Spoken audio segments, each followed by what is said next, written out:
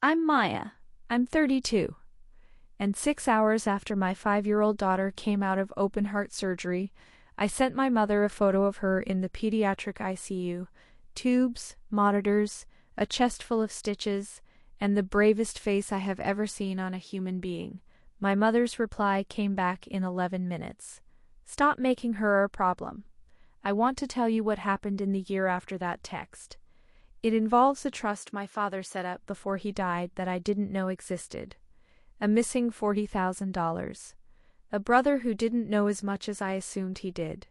And a version of my mother I never expected to meet, sitting across a conference table from a lawyer, explaining herself for the first time in her life.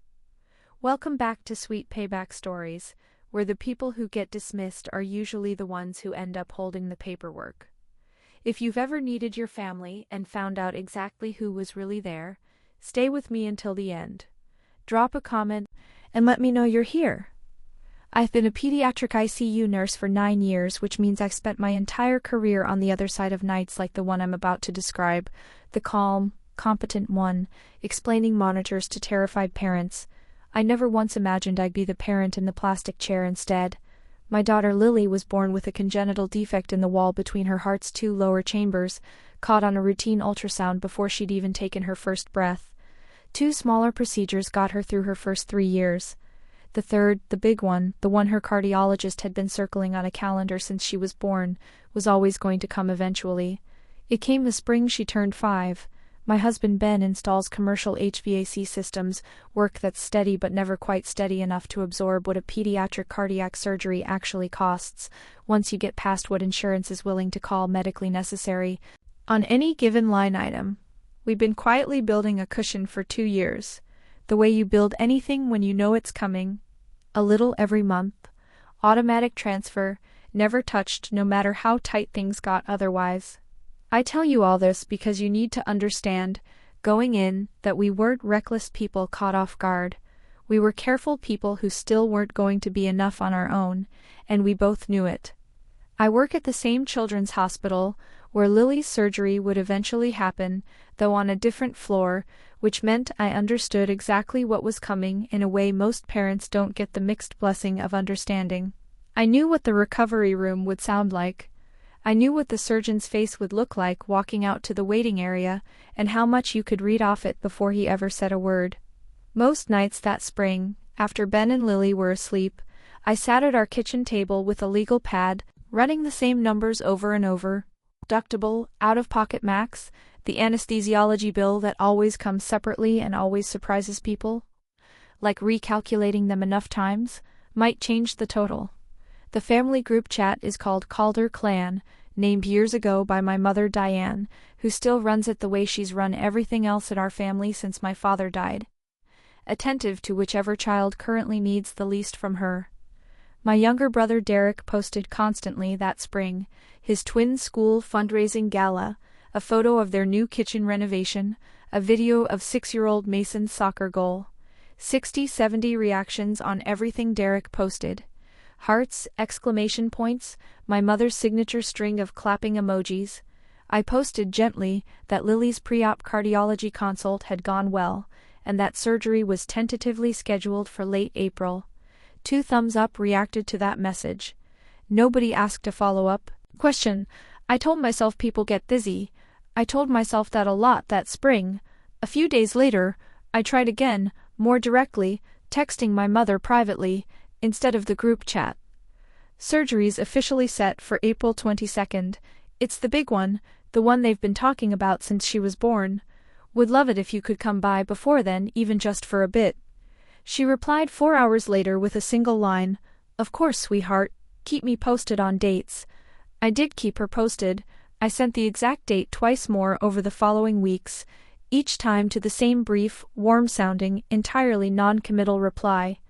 3 weeks before the surgery date, I called my mother directly, mostly because I wanted to hear a voice instead of watching a message sit there unanswered.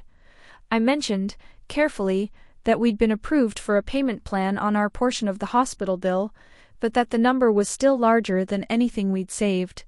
I asked, not merely expecting yes, whether the family fund my father used to mention. some kind of account he'd set aside for the grandkids, might be able to help with even a fraction of it. My mother went quiet in a way that, looking back, told me more than her actual answer did. "There's nothing extra right now, Maya. Things are tighter than you think." I asked what she meant by tighter. She said she had to go, that Richard from the garden club was calling on the other line, and hung up before I could ask a second question. I sat with my phone in my hand a long time, turning the word extra over, wondering what exactly it was measured against. I brought it up once more a week later, this time framing it as a simple question, rather than a request. Did she remember Dad ever mentioning some kind of account or fund for the grandkids? Something from when he sold the store? I genuinely just wanted to understand the shape of what I vaguely remembered him joking about at Christmas years earlier. My mother's answer that time was even shorter. "I handle all that, don't worry about it." I remember thinking at the time that it was an odd thing to say about a fund I'd only asked whether it existed, not asked to control. The week before surgery, the hospital scheduled a family care conference, standard for a procedure this size, a chance for the surgical team to walk through risks and recovery with whichever relatives would be helping afterward. I asked my mother to come. She said she'd try. The morning of, she texted that she had a conflict and couldn't make it. That same afternoon, scrolling absently in a waiting room I'd normalized somewhere along the way, I saw the reason. Derek had posted photos from the twins' private school spring gala, my mother front and center in a floral dress, champagne flute raised, captioned, "So proud of our Calder kids." The gala had started at 11. My daughter's family care conference had been at 10. My mother hadn't had a conflict. She'd had a choice and she'd made it in 11 minutes, in a text, without ever having to say the word no to my face. Ben noticed me staring at my phone in the waiting room and asked what was wrong. I turned the screen toward him without saying anything. He looked at it a long moment, then looked at me and said, quietly, the kind of quiet that meant he was choosing his next words carefully, because he could see how close I was to the edge of something that day. "You don't have to explain that photo to make sense of anything, Maya. It already makes sense. He was right, and I hated that he was right." And I put my phone away and went back into the conference room to listen to a surgeon explain bypass timing to an audience of 2, instead of the 3 or 4 I'd quietly hoped for. In the 2 weeks after the surgery was scheduled, and the 2 weeks leading into it, I reached out for the kind of support you reach for when you're scared. A call, a text, anything. My best friend from nursing school organized a meal train that fed us for 3 straight weeks without me asking. My neighbor mowed our lawn every Saturday without a word. My own family sent, in total, 1 message from my mother reminding me to keep everyone posted, as though I were an employee filing a status report, rather than her daughter watching her granddaughter get wheeled toward an operating room. I stopped expecting anything different somewhere in there, not out of drama, out of the specific practical exhaustion of preparing your own child for major surgery, while also, quietly, grieving a family that wasn't going to show up the way you needed them to. I focused what I had left on Lily. There wasn't much left over for anything else. One night, packing Lily's hospital bag for the 3rd time, because she kept insisting on adding one more stuffed animal, I caught myself rehearsing, out loud, in an empty room, exactly what I'd say to my mother if she called and asked how she could help. I had 3 different versions ready, gentle ones that left room for her to redeem herself without feeling attacked. I never got to use any of them. She never called to ask that particular question, not once, not that whole spring, and somewhere around the 2nd week I quietly stopped keeping the rehearsed versions ready at all. 2 weeks before the surgery, looking for Lily's old newborn cardiology records buried somewhere in a filing box from my father's estate, I needed proof of a childhood echocardiogram for the surgical team. I opened a baker's box I hadn't touched since his funeral 6 years earlier. Behind old tax returns and a stack of hardware store invoices, I found a manila folder labeled in my father's blocky handwriting, "Grandkids, do not lose." Inside was a trust for instrument, professionally drafted, dated the year before he died. The Walter J. Calder Grandchildren's Trust, funded with proceeds from the sale of his hardware store. Purpose stated plainly in the opening paragraph: for the health, welfare, and education of all grandchildren, present and future, distributed as needed and as equitably as circumstances allow. My mother was named sole trustee. I had never once, in 6 years, heard this document mentioned by name. Tucked behind the trust instrument itself was a single handwritten page, my father's careful block letters, dated the same week as the document. To whichever of you finds this, I hope it's because you needed it, not because you went looking out of curiosity. I sold 40 years of my life, one wrench and one register receipt at a time, so none of you would ever have to choose between a doctor's bill and a full pantry. Diane knows what this is for. Trust her to do right by all of you, equally the way I raised her to. I sat on that kitchen floor a long time after reading it, my father's confidence in my mother sitting right next to my own daughter's surgical date on the calendar behind me, and I didn't yet know which one of those two things was going to turn out to be true. I read that trust instrument 4 times, sitting on my kitchen floor, my father's handwriting on the folder cover staring back at me the whole time. My father had built something specifically for this, for exactly the kind of moment my daughter was about to go through, and left it in the hands of the one person who had just told me in writing that there was nothing extra. I called Ben into the kitchen and showed him the folder. He read it twice, quiet the way he gets when he's angry and trying not to let it show in front of me while I'm already carrying enough. "Call her," he said.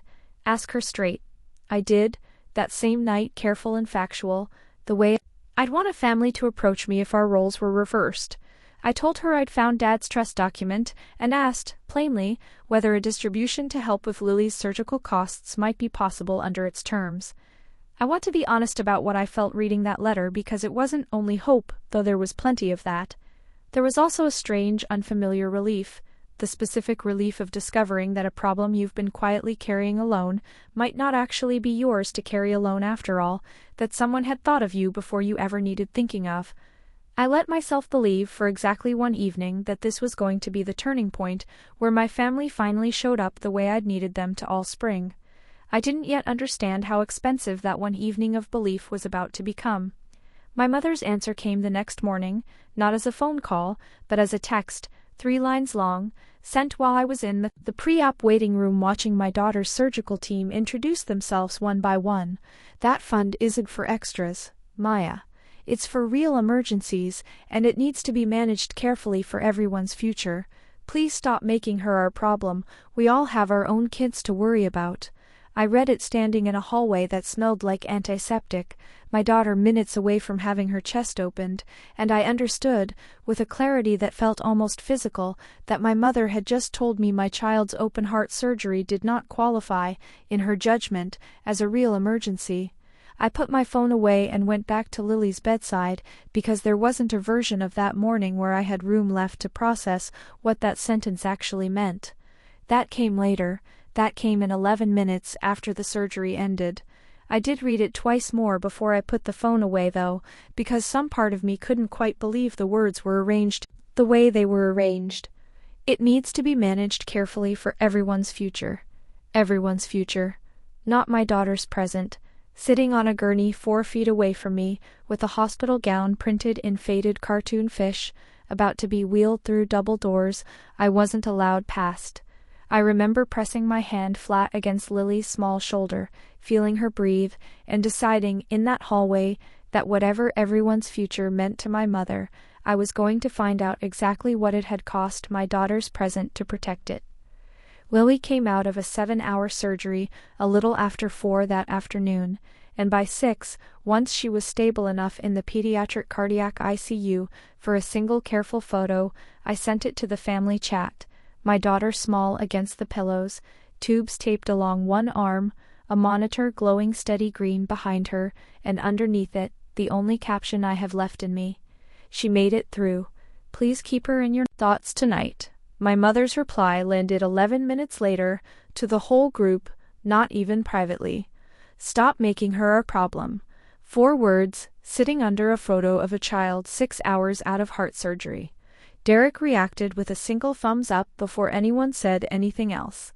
I sat in a hospital chair holding my sleeping daughter's hand and read those 4 words more times than I can count, waiting for them to mean something different. They never did.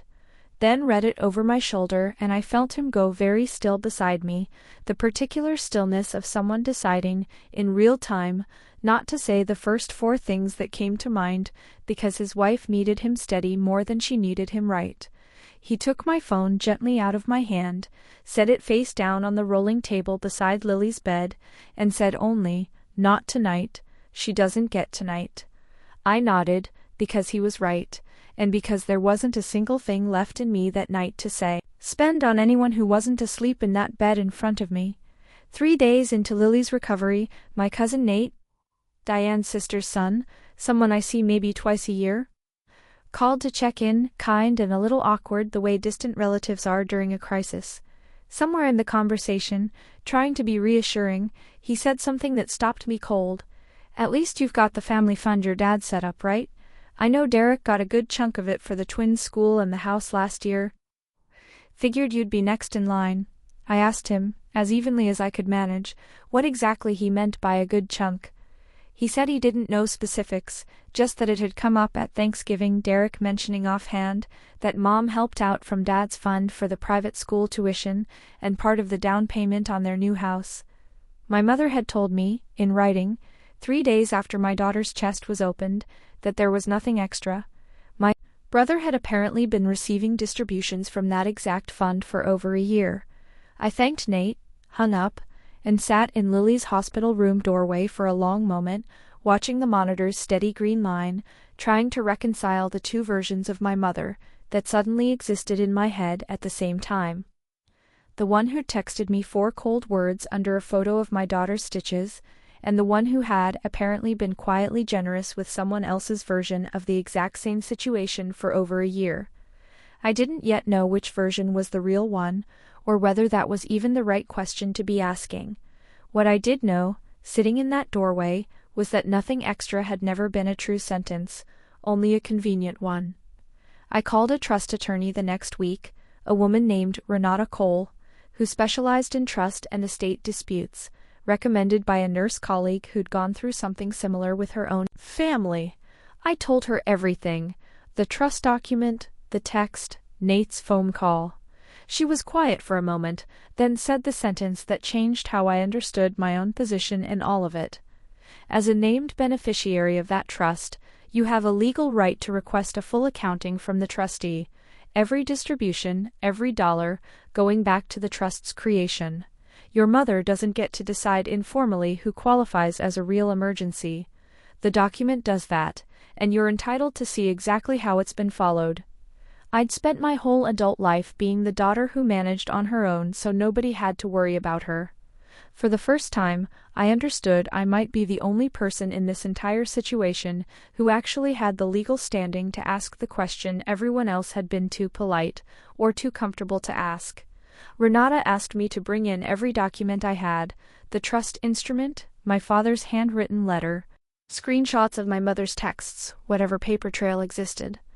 I spent an evening organizing it into a folder of my own, and it struck me halfway through that I was building the exact kind of careful, documented record my father must have wanted someone to eventually build, tucked inside a folder labeled in his own handwriting. "You're not the villain in this story just because you're the one asking questions," Renata said, near the end of our first meeting, as if she'd read something in my face I hadn't said out loud. "Beneficiaries asking for accountings is the system working exactly the way it's supposed to. Your father built the safeguard. You're the first person actually using it." Renata laid out my choices plainly. I could let it go, focus everything on Lily's recovery, and accept that my mother had made a decision I would never fully understand. I could call my mother directly, one more time, and give her a chance to explain or make it right on her own. Or I could formally request the accounting the law entitled me to, understanding that once I did there would be no version of my family where this stayed a private disappointment instead of a documented dispute. I thought about my mother's text arriving 11 minutes after that photo. I thought about my father's handwriting on that folder, "Grandkids, do not lose." I understood, sitting in my kitchen with Lily finally sleeping soundly upstairs for the first time in weeks, that I wasn't doing this for the money alone, and maybe not even mostly for the money.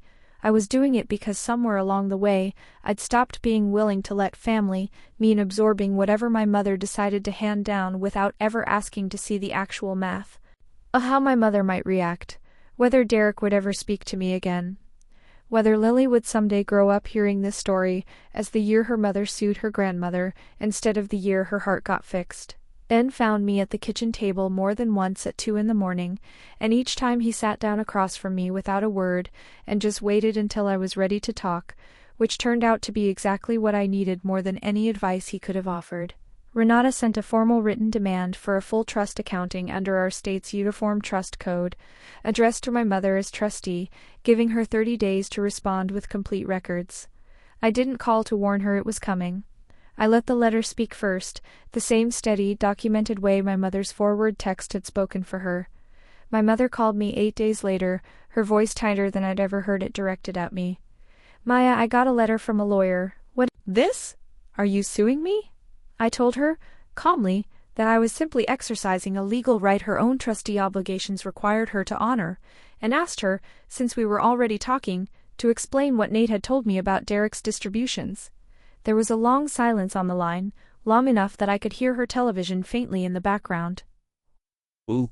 That money was for the family," she said. It was the first time I heard her voice waver on that particular sentence, and it wouldn't be the last. She called back twice more that same week, each time circling closer to actual conversation without ever quite landing on one. The second call, she asked if we could just talk, mother to daughter, no lawyers. I told her I would have loved nothing more than that. Months earlier, in a hospital hallway with my daughter's surgical team standing 4 feet away. I told her the time for mother to daughter had been available then, and she'd chosen a text message instead. She didn't have a response to that. I didn't expect one.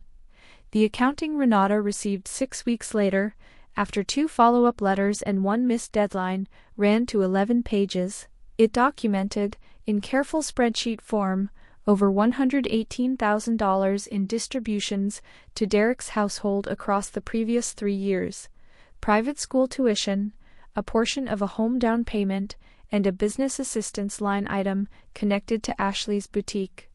My own name did not appear anywhere in 11 pages of records, not $1, not one denied request logged, not one mention of Lily at all.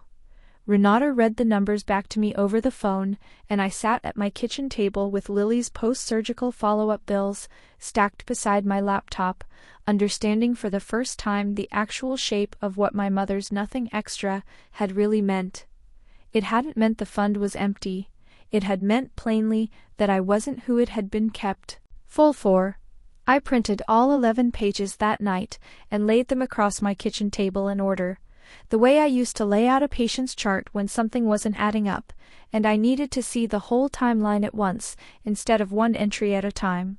Tuition payments every August and January, precisely timed to the private school's billing cycle.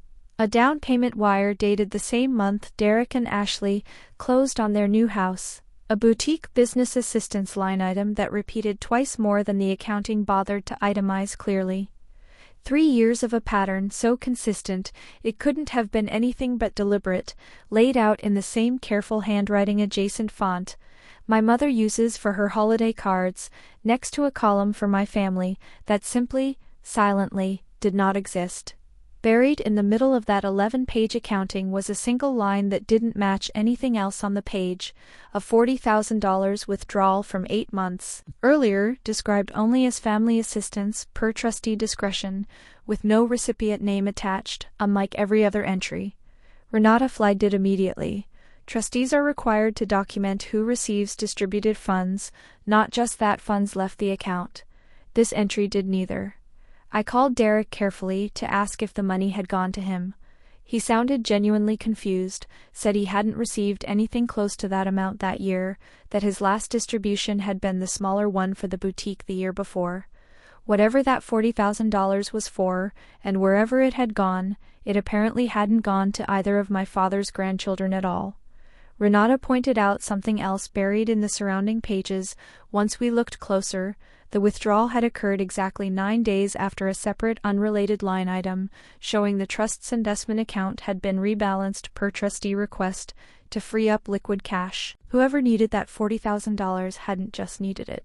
They'd needed it fast and had gone to some trouble to make sure it was available quickly, which read to Renata's trained eye less like a family emergency loan and more like someone covering something with a deadline attached to it.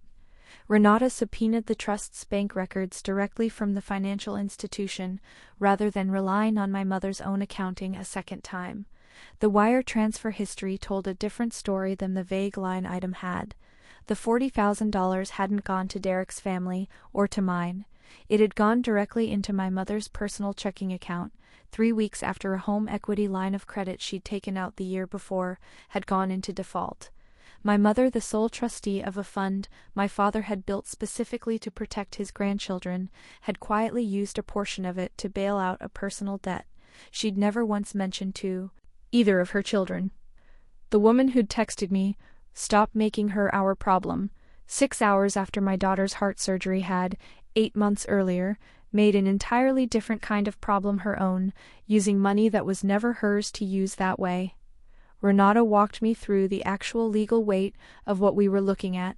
Not simply favoritism, which stings but isn't necessarily unlawful, but self-dealing, a trustee using trust assets for her own personal benefit, which is one of the clearest, most straightforward breaches of fiduciary duty that trust law recognizes.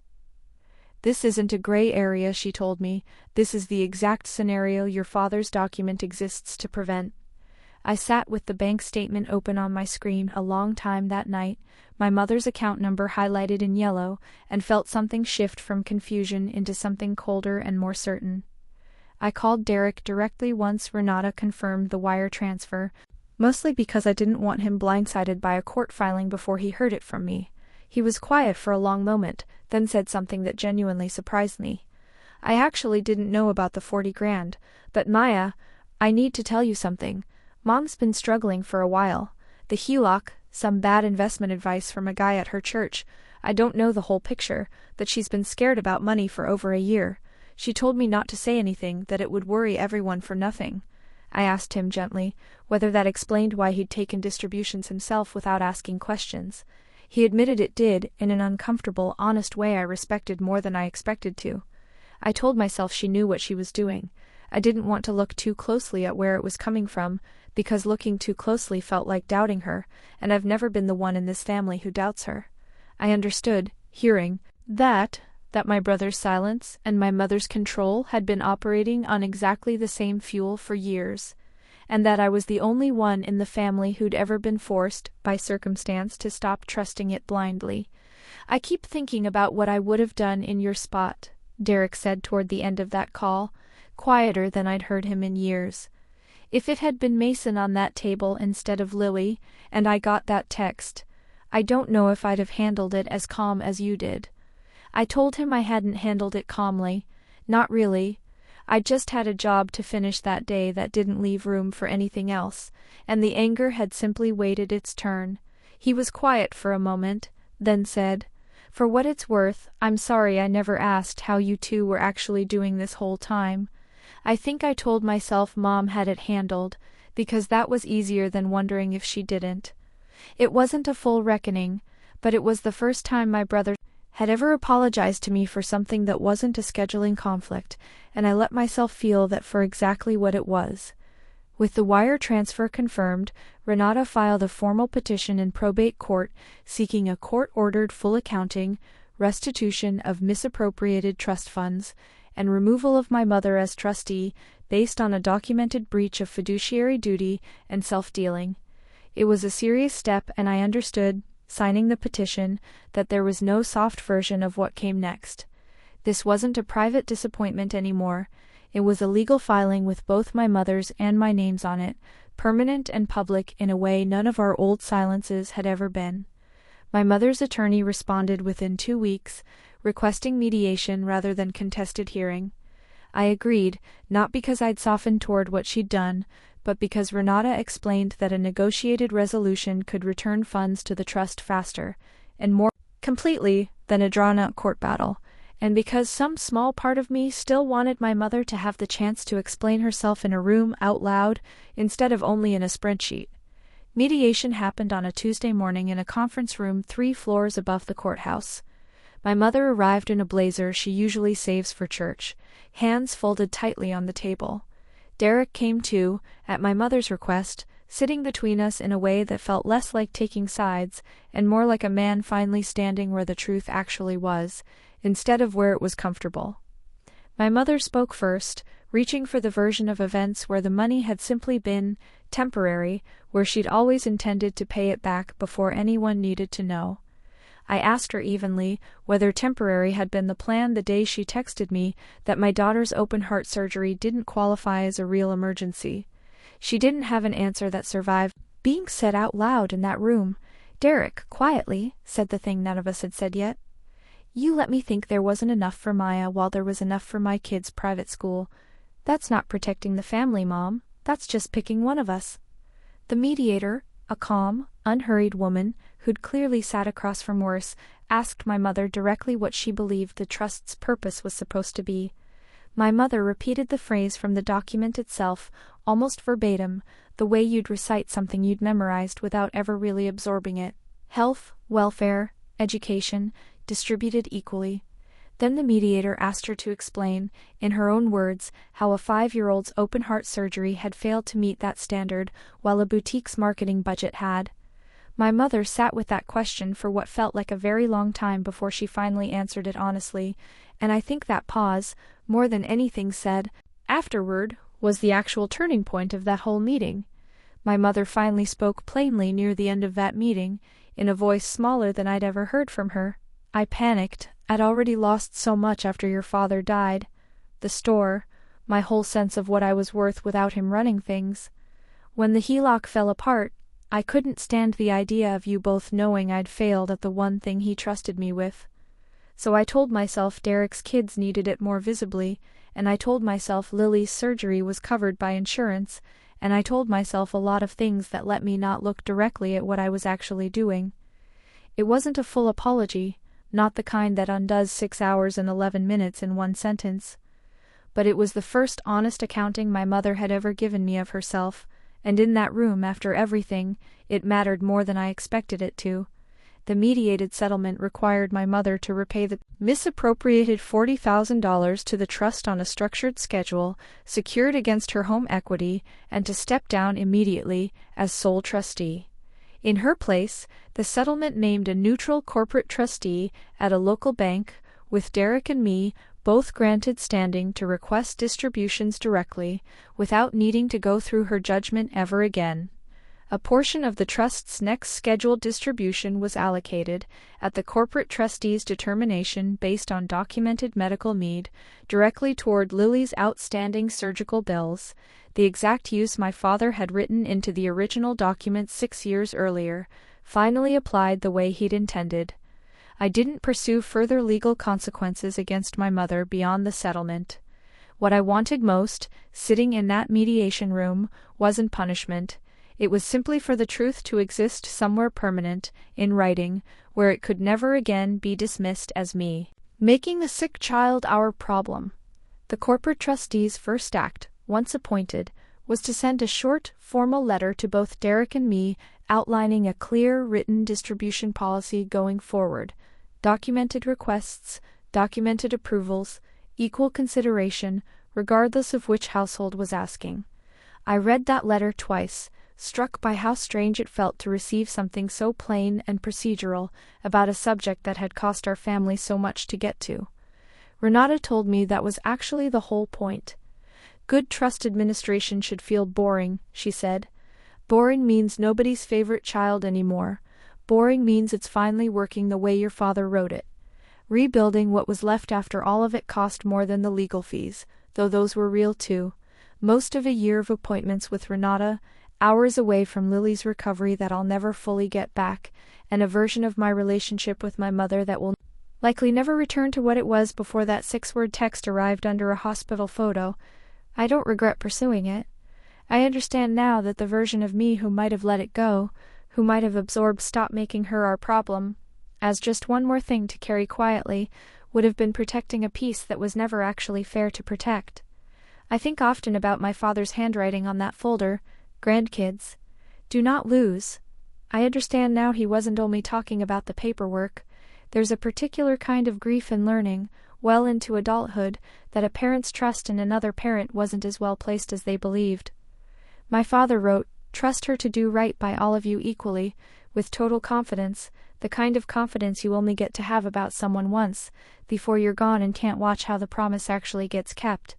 I've made a quiet decision going forward to write things down more plainly than he did.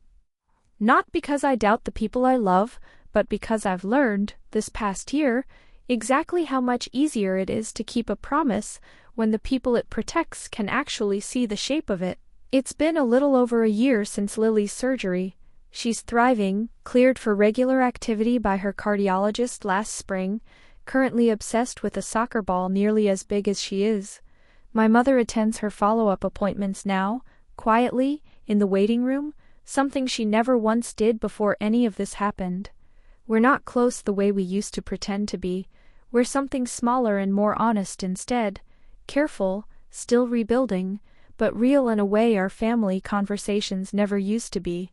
Derek and I talk more now than we did in the 10 years before this, mostly because we finally had one real conversation instead of a decade of comfortable silence. Last month, going through a box of old photos with Lily, I found a picture of my father standing outside his hardware store the year he sold it, grinning, hand resting on a cardboard box I now understand held nothing but the paperwork for a trust meant to make sure none of his grandchildren ever felt like anyone's problem. I framed it and hung it in Lily's room, right above the small faded surgical scar she likes to show visitors like a badge. A few weeks ago, Lily asked me, out of nowhere while I was braiding her hair before school, why Grandma comes to her doctor appointments now but didn't used to. I told her the truest simple version I could manage, that sometimes grown-ups make mistakes about what matters most, and the good ones spend the rest of their lives trying to fix it. She thought about that for a second, satisfied in the specific, uncomplicated way 5-year-olds are satisfied by an honest answer, and went back to asking whether her scar made her look like a superhero. Believe that's the truest thing I've said in this whole story. That's my story. One forward text, one $40,000 mistake, and a fund finally being used the exact way my father meant it to be. If this reminded you that being dismissed by family doesn't mean you were wrong, take that as your sign today. Share it with someone who's ever been told they were too much to deal with. Drop a comment, hit subscribe, and I'll see you in the next one.